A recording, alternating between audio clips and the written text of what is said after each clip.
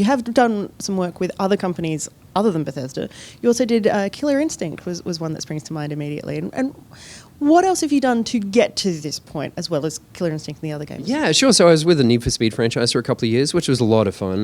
That's where I met my mentors and still mentors me today. And that was really, really cool. Just writing music for different car games. And it was interesting because their approach there was to make a car game pretty much every year. And it's a car game, right? How much do you do? And they would really create this whole sort of thing that would wrap up that car game to create something unique each year. So it was a lot of really, really interesting challenges that were presented with that, which was a lot of fun.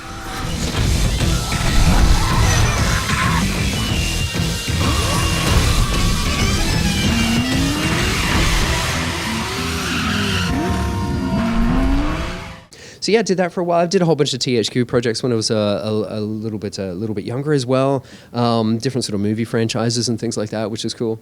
Killer Instinct was obviously a lot of fun. So yeah, a whole bunch of different things. It's weird whenever I kind of think back about it. I can't even remember half of them. They're all just this big blur that all kind of meshes into one. So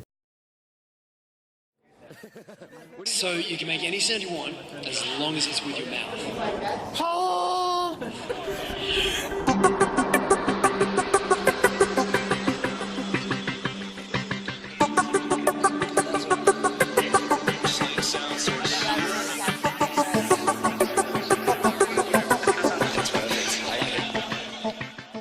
And to think that you've come from that through everything, and now you are literally harnessing the energy of hell.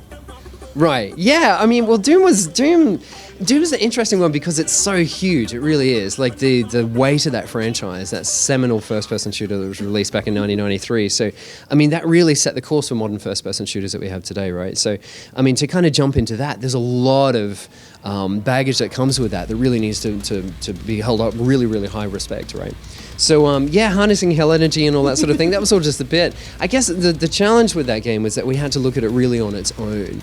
And that's really difficult when you're dealing with such a big franchise, is to kind of separate it from everything else. Now, of course, it is treating everything that exists within that franchise with respect, of course, but at the same time, you need to create something new. So, yeah, the harnessing of the hell energy and all that sort of stuff, that was all part of it, yeah.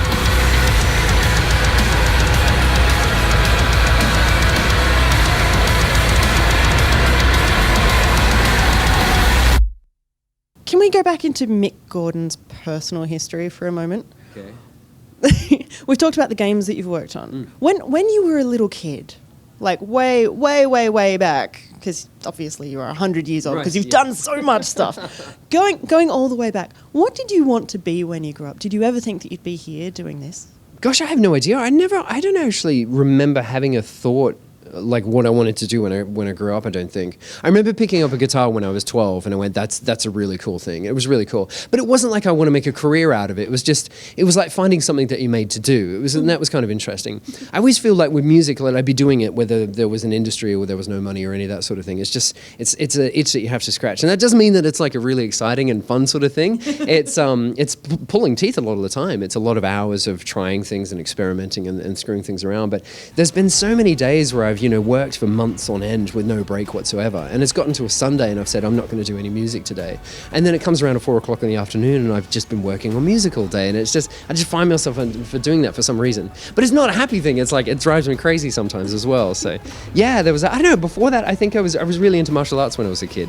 That's the discipline side of things, isn't it? Well, I guess so. I don't know. I remember, what do I remember from martial arts? Yeah, a lot of stretching, a lot of kicking, a lot of crying, a lot of sore knuckles and that sort of thing. But yeah, all good stuff. I had some really good instructors when I was younger, and they really instilled discipline in for sure.